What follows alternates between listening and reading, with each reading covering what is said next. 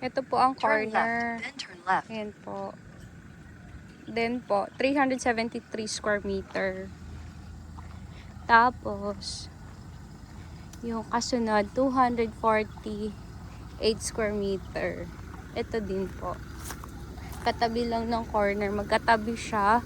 And then, yung 248 square meter na lot po.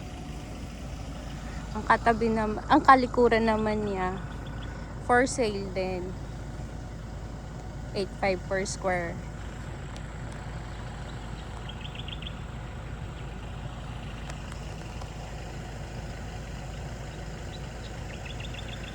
Tapos may nagtayo na po dyan sa tapat ng corner.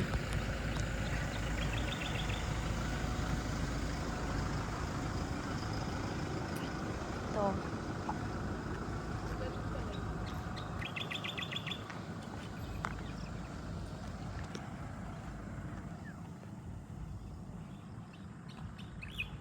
Marami na rin nagtayo dito.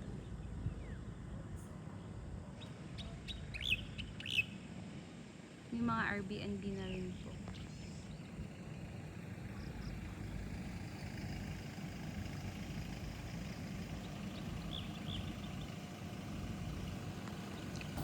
Yan po yung mga kapitbahay.